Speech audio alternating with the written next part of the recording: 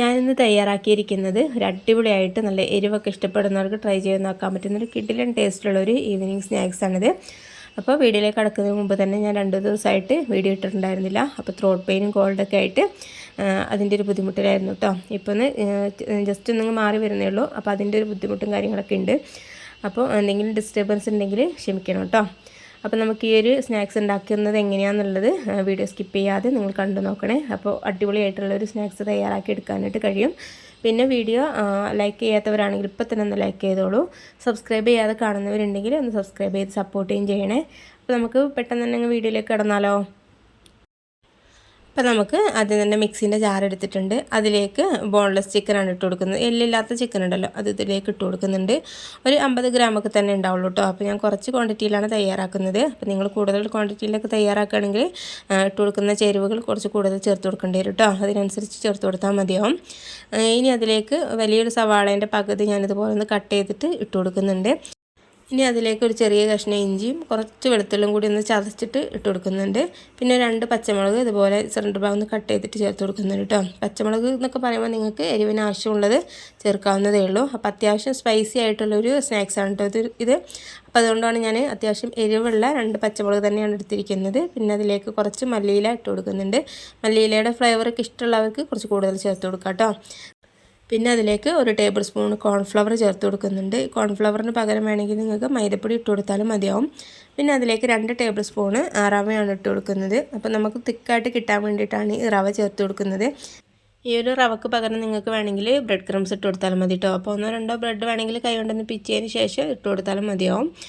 ഇനി അതിലേക്ക് കുറച്ച് മഞ്ഞൾപ്പൊടിയാണ് ഇട്ട് കൊടുക്കുന്നത്. പിന്നെ അതുപോലെ തന്നെ കുറച്ച് മുളക് പൊടി കൂടി ചേർത്ത് കൊടുക്കുന്നുണ്ട്. അപ്പോൾ കാശ്മീരി മുളക് പൊടിയാണ് കേട്ടോ. ഞാനൊന്ന് ജസ്റ്റ് കളർ കിട്ടാൻ വേണ്ടിയിട്ട് ചേർത്ത് കൊടുത്തേ ഉള്ളൂ. എരിവുള്ളതാണെങ്കിൽ മുളക് പൊടി ചേർത്ത് കൊടുക്കേണ്ട ആവശ്യമില്ല കേട്ടോ. അപ്പോൾ പച്ചമുളകിൽ തന്നെ അത്യാവശ്യം എരിവുണ്ടാവുമല്ലോ.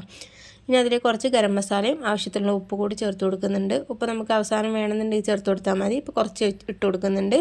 പിന്നെ 1 ടേബിൾ സ്പൂണ് സുർക്ക കൂടെ ഒഴിച്ച് കൊടുക്കുന്നുണ്ട് കേട്ടോ. വിനാഗിരി ഉണ്ടല്ലോ, അതുകൂടി ഒഴിച്ച് കൊടുക്കുന്നുണ്ട്. ചെറിയൊരു പുളി കിട്ടാൻ വേണ്ടിയിട്ടാണ്.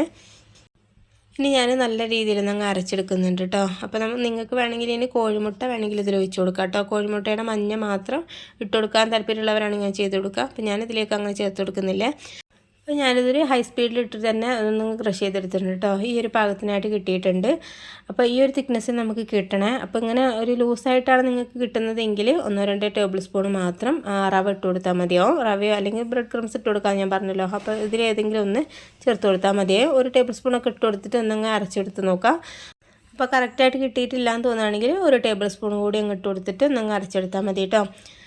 പിന്നെ നമ്മൾ ഒരുപാട് തിക്കാക്കി എടുക്കരുത് കേട്ടോ. അപ്പോൾ നമുക്ക് കറക്റ്റായിട്ടുള്ള ടേസ്റ്റും കാര്യങ്ങളും കിട്ടില്ല. ഫ്രൈ ചെയ്തെടുക്കുന്ന സമയത്തൊന്നും കറക്റ്റ് ഉൾഭാഗമൊന്നും കുക്കായി കിട്ടില്ല കേട്ടോ.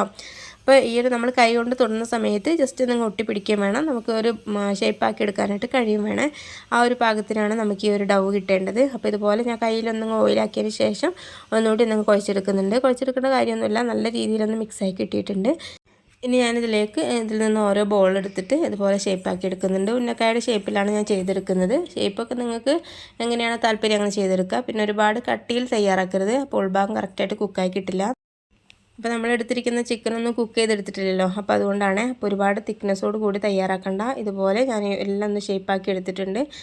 ഈ ഒരു ഷേപ്പിൽ നമുക്ക് ഇനി ഫ്രിഡ്ജിലേക്ക് വെക്കുകയാണെങ്കിൽ അങ്ങനെ ചെയ്തെടുക്കാം കേട്ടോ. ഒരു അരമണിക്കൂറൊക്കെ വെക്കുന്ന സമയത്ത് നല്ല തിക്കായിട്ട് കിട്ടിക്കോളും, നല്ല സെറ്റായിട്ട് കിട്ടിക്കോളും. ഇനിയിപ്പോൾ അങ്ങനെയൊന്നും സമയമില്ല എന്നുണ്ടെങ്കിൽ പെട്ടെന്ന് തന്നെ ഫ്രൈ ചെയ്തെടുക്കാം. ഞാനത് ഫ്രിഡ്ജിലേക്കൊന്നും വെക്കുന്നില്ല കേട്ടോ. പെട്ടെന്ന് തന്നെ ഫ്രൈ ചെയ്തെടുക്കുകയാണ് ചെയ്യുന്നത്. ചൂടായ ഓയിലിലേക്ക് ഇട്ട് കൊടുത്തിട്ട് ഇതുപോലെ തിരിച്ചു മറിച്ചിട്ട് കൊടുത്തിട്ട് അങ്ങ് ഫ്രൈ ചെയ്തെടുക്കുന്നുണ്ട്. ഒരുപാട് തീ കൂട്ടി വെക്കണ്ട. തീയൊക്കെ കൂട്ടി വെക്കുന്ന സമയത്ത് പുറംഭാഗം നല്ല രീതിയിൽ കറുപ്പ് കളറാവുകയും ചെയ്യും. പിന്നെ ഉൾഭാഗം കറക്റ്റായിട്ട് കുക്കായി കിട്ടുകയും ചെയ്യില്ല കേട്ടോ. അപ്പോൾ ടേസ്റ്റും കാര്യങ്ങളും കറക്റ്റായിട്ട് കിട്ടില്ല.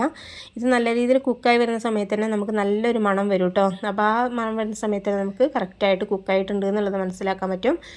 ഞാനിതൊരു ബ്രൗൺ കളർ ആവുന്ന സമയത്ത് എണ്ണയിൽ നിന്ന് കോരി എടുത്തിട്ടുണ്ട്. അപ്പോൾ ഇത്രയേ ഉള്ളൂ. നല്ല അടിപൊളിയായിട്ട് തയ്യാറാക്കാൻ പറ്റുന്നതും നല്ല ടേസ്റ്റി ആയിട്ടുള്ളൊരു ഈവനിങ് സ്നാക്സ് തന്നെയാണിത്. അപ്പോൾ നമുക്കിത് ടൊമാറ്റോ കെച്ചപ്പിൻ്റെ കൂടെയോ മയോണൈസിൻ്റെ കൂടെയൊക്കെ നമുക്ക് ഡിപ്പ് ചെയ്ത് കഴിക്കാനായിട്ട് നല്ല ടേസ്റ്റി ആയിട്ടുള്ളൊരു റെസിപ്പി തന്നെയാണിത്. ഇനി ഒന്നും ഇല്ലാന്നെങ്കിൽ നമുക്ക് പ്ലെയിനായിട്ട് തന്നെ കഴിക്കാനായിട്ട് കഴിയും ചെയ്യും കേട്ടോ. അപ്പോൾ ചിക്കനൊക്കെ കൊണ്ടുവരുന്ന സമയത്ത് ഇതുപോലെ ഒന്ന് ട്രൈ ചെയ്ത് നോക്കാനും ഫീഡ്ബാക്ക് അറിയിക്കാനും മറക്കരുത്. പിന്നെ വീഡിയോ നിങ്ങൾക്ക് ഇഷ്ടപ്പെട്ടിട്ടുണ്ടെന്നുണ്ടെങ്കിൽ ലൈക്ക് ചെയ്യാനും ഫാമിലി ഫ്രണ്ട്സിനൊക്കെ ഒന്ന് ഷെയർ ചെയ്യാനും മറക്കരുത് കേട്ടോ. അപ്പോൾ നമുക്കൊരു പുതിയൊരു വീഡിയോയുമായിട്ട് വീണ്ടും കാണാം. Okay, thank you.